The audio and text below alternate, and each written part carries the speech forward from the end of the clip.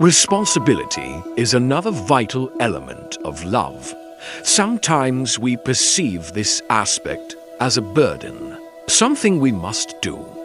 In reality, responsibility is a choice. We make a conscious decision to react to the needs of others, no matter whether they are explicit or implicit. The third element of love is respect. Thanks to this aspect, we draw the line between responsibility and control. To show affection for someone means to abandon selfishness. People with narcissistic tendencies believe that the only real thing in life is what exists in them. The conviction must be reasonable. We must be sure about our feelings and trust the person we admire. Contrary to this conventional assumption, however, love is an art that requires knowledge and effort. Analyze your feelings and how you show them and receive affection. Look out for toxic tendencies. No one's perfect, but self-awareness is an important stepping stone to improvement and happiness. If you have a partner, ask them about their perception of love. Discuss your relationship. Find out whether they want to make any improvements and express your ideas. Don't forget about being considerate and open. Be brave and stay curious. Learning the art of love demands practice, dedication, and concentration. And most importantly, to master this art, perfecting our understanding of it must be of ultimate concern. Nothing else on earth must be as important as the art we seek to master, the art of loving. Love isn't a sentiment anyone can indulge in, regardless of their level of maturity.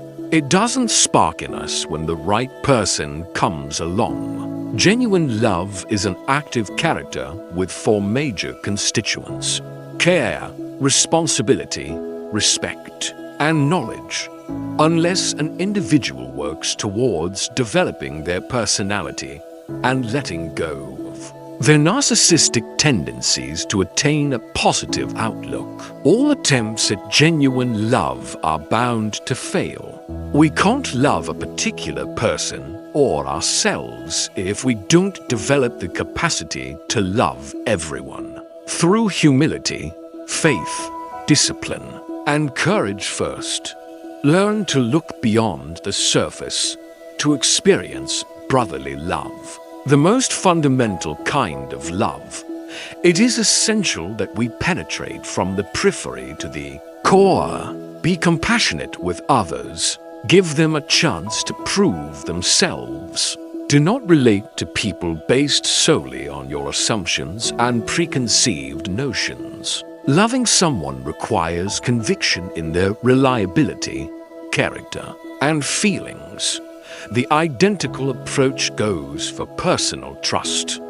Even if some things change or we struggle, we must ensure that nothing will break our spirit. No one is perfect. The art of loving is only possible with conviction in our feelings. We must believe that we deserve love and can reciprocate the affection of another person. As far as a narcissist is concerned, anything that has nothing to do with them holds no meaning. If we take people at face value, we'll only see the differences that separate us. We'll be able to recognize human identity and solidarity.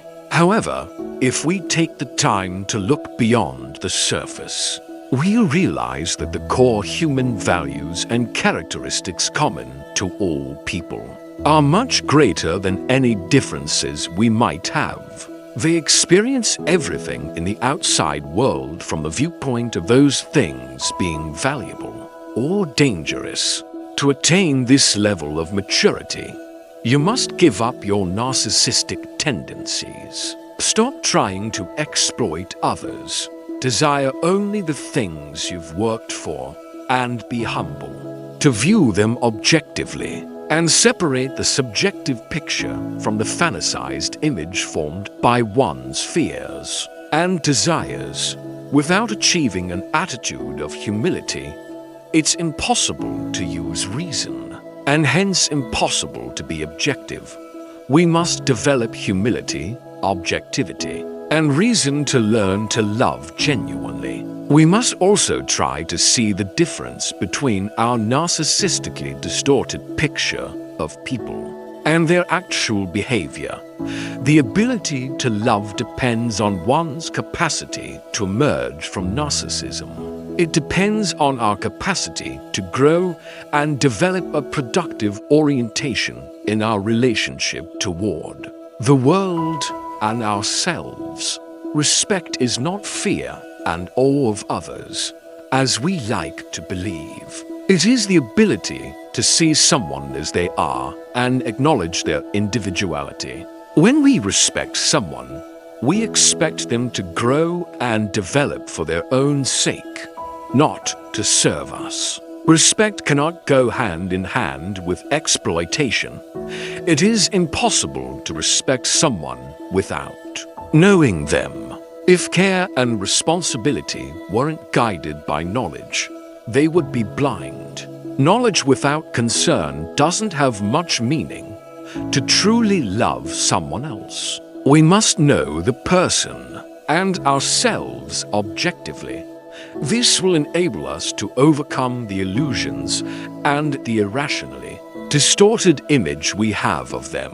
If you don't know someone objectively, you can't know their ultimate essence in the act of love.